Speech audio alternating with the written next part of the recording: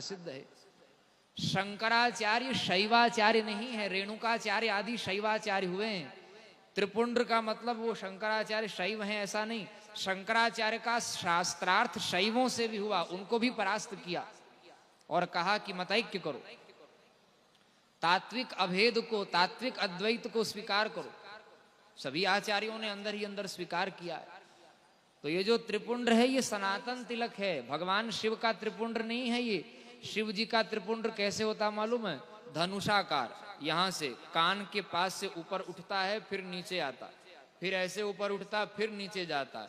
भगवान राम का जो धनुष होता है, धनुषाकार त्रिपुंड्र शिव जी धारण करते हैं, वो शैवों का तिलक। धनुषाकार त्रिपुंड्र और बीच में ऊर्ध्व रेखा, तो वो शैवों का तिलक है। त्रिपुंड्र सनातन, त्रिभिः पुंड्रे ही धार्यते इति त्रिपुंड्र, त्रिपुंड्र सनातन तिलक हैं। तो ध्यान से सुनिए, शंकराचार्य का सार्वभौमत्व क्या है यही बता रहे थे। वैष्णवाचार्यों ने विष्णु के ब्रह्मत्व को स्वीकार किया। एक उदाहरण दे रहे हैं, ज्यादा व्याख्या का समय नहीं है। जैसे रामानुजाचार्य जी ने कहा कि हम विष्णु को परब्रह्म मानते हैं, विष्णु लक्ष्मी को, लक्ष्मी विष्णु को। रामानुजाचार्य जी ने शिव, गणपति, दुर्गा, सूर्य आदि के ब्रह्मत्व को, उनके परमात्मत्व को स्वीकार नहीं किया।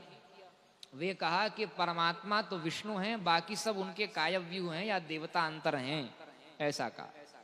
जबकि वेदों ने सदैव सौम्येदमग्रासीदेकमेवा द्वितीयम शांतम शिवमद्वैतम चतुर्थम मन्यन्ते स आत्मा स विज्ञेयः इत्यादि मंत्रों में वेदों ने शिव को परब्रह्म कहा। गणपति को त्वमेव प्रत्यक्षम ब्रह्म वदिष्यामि, गणपति को परब्रह्म कहा। भगवती को त्वयमेव ब्रह्मात्मिका इत्यादि वेदों ने कहा। तो जब वेद के विरुद्ध कोई कहने लग जाता है, उस समय उसकी बात नहीं मानी जाती। परमात्मा भी प्रकट होकर वेद के विरुद्ध में बोलेंगे तो परमात्मा की बात को भी प्रमाण नहीं माना जाएगा।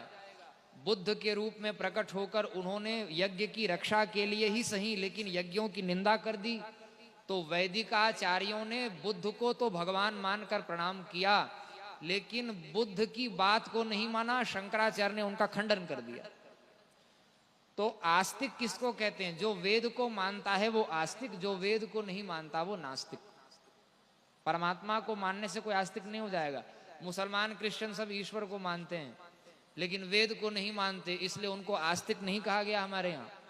वेद को मानने वाला आस्तिक। तो वेद ने जब पांचों को ब्रह्म कहा, आदित्यं गणनाथं च देवीं रुद्रं च केशवं पंचदैवतमित्युक्त सर्वकर्मसु पूजयेत्, जब वेद ने इन पांचों को ब्रह्म कहा, तो वैष्णवाचार्य, शैवाचार्य, वो अलग अलग आचार्यों ने कहा कि विष्णु ही ब्रह्म है, शिव ही ब्रह्म है, दुर्गा ही ब्रह्म है और गणपति ही ब्रह्म है, सूर्य ही ब्रह्म है। ये बात ठीक है, ये अनन्यता की सिद्धि के लिए। बहुत सूक्ष्म बात बता रहे हैं, ध्यान से सुनिए। टांगे में जो घोड़ा लगा होता है ना, घोड़ा टांगे की गाड़ी होती है, उसमें ऐसे पट्टा लगा देते हैं दोनों तरफ आंख के। क्यों लगा देते हैं? ताकि वो घोड़ा जो है वो सामने देखे, इधर उधर नहीं तो बार बार घोड़ा इधर मुड़ेगा, बार बार लगाम लगाना पड़ेगा, कसना पड़ेगा उसको, फिर मार्ग में लाना पड़ेगा, फिर मार्ग में लाना पड़ेगा। बारंबार दिग्भ्रम उत्पन्न न हो, विभ्रम उत्पन्न न हो, इसीलिए एक मार्ग दिखा दिया गया और कहा कि भाई इस मार्ग में आप चलिए।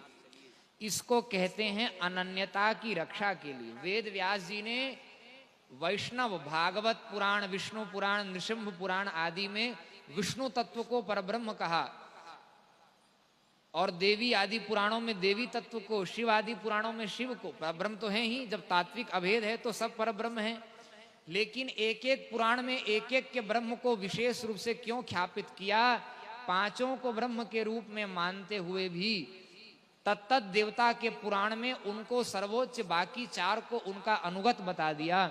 इसका एकमात्र कारण क्या है? भगवान स्वयं पांच रूप में प्रकट हो करके जब विष्णु बनते हैं तो विष्णु के रूप में वो आराध्य बन जाते हैं, और शिव, गणपति आदि के रूप में भी वे ही प्रकट हैं, लेकिन वे वे क्या बन जाते हैं? वो उपासक बन जाते हैं। स्वयं भगवान उपास्य और स्वयं ही भगवान उपासक बन करके अपने मत का पोषण करते हैं।